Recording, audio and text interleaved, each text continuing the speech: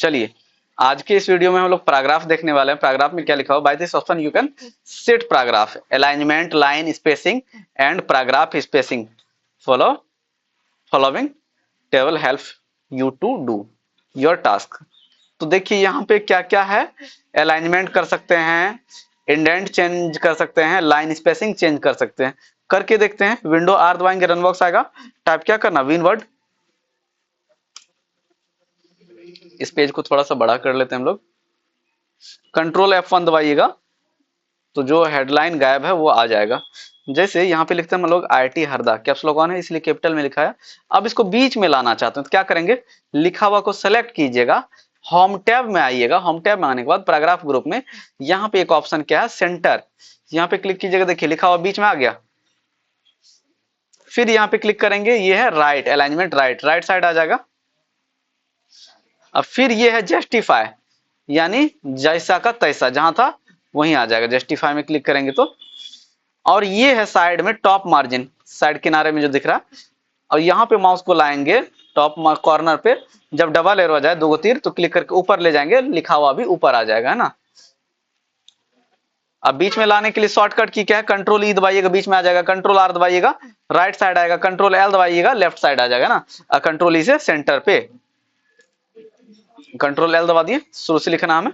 अब कुछ भी लिख रहे हैं, कहां से कहां तक लिखाएगा, एक से स्टार्ट होगा, सॉरी एक से नहीं, 0 से स्टार्ट होगा, कहां तक जाएगा, 6.5 तक।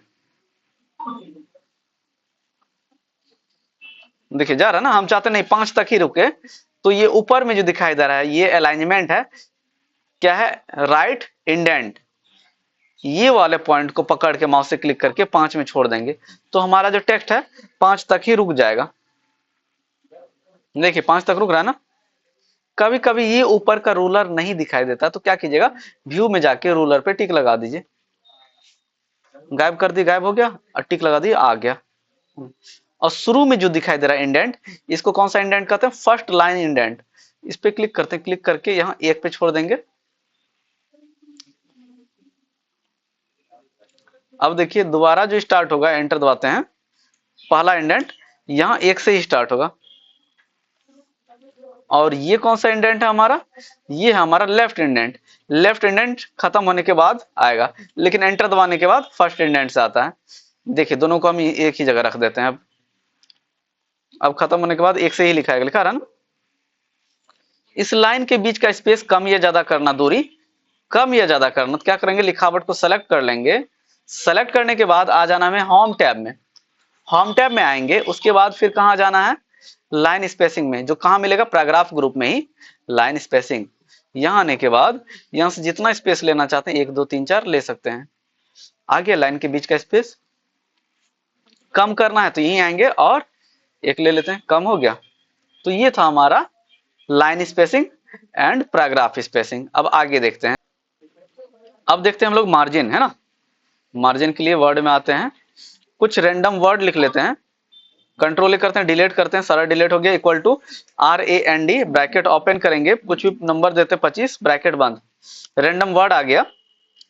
अब हम चाहते हैं लेफ्ट से 1 इंच भी ना छूटे, आधा इंच छूटे, राइट साइड से भी इतना खाली ना रहे, क्योंकि हमारा जो प्रिंट होके आएगा पेपर इस तरह खाली आएगा ना, हम नहीं चाहते खाली हो।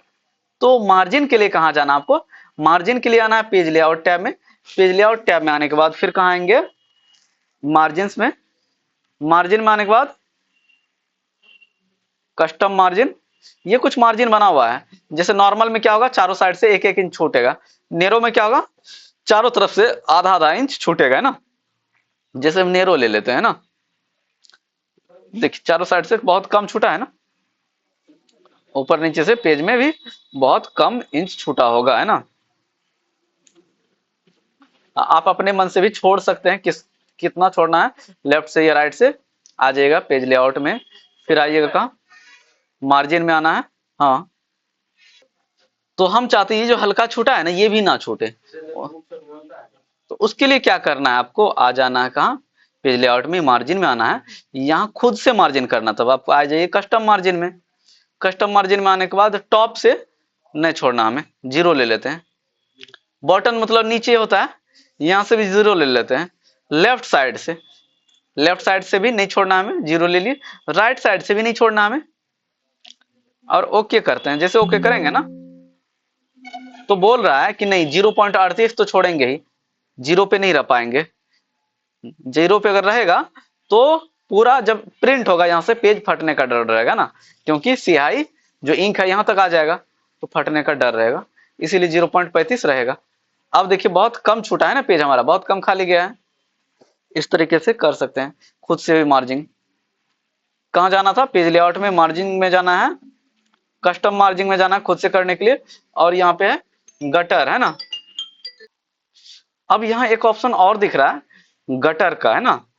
गटर कितना है हमारा, 0 है। इसमें क्या होगा, यहाँ पे भी एक तरह का मार्जिन होता है।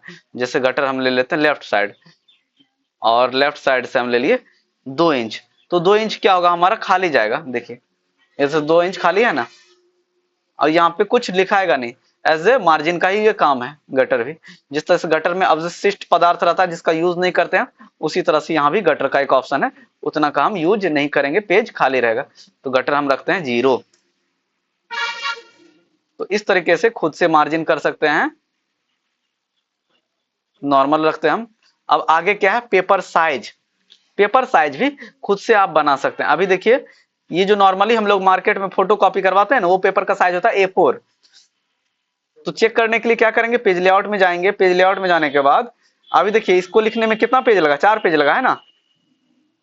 आ जाएंगे पेपर साइज में, पेज लेआउट टैब में जाने के बाद पेज सेटअप ग्रुप में। अब यहाँ पे बना हुआ है A4 A3 है ना। जैसे हम ले लेते A3, तो पहले कितना पेज लगा था, 4 पेज लगा था ना। अब देखिए कितना पेज लगा, 2 पेज लगा है, 2 ही पेज में सिमट गया दोनों, क्योंकि पेज का साइज बड़ा हो गया। और A4 का साइज क्या होता है, तो A4 का जो साइज होता है 8.27 चौड़ाई होता है, 11.69 ऊंचाई होता है।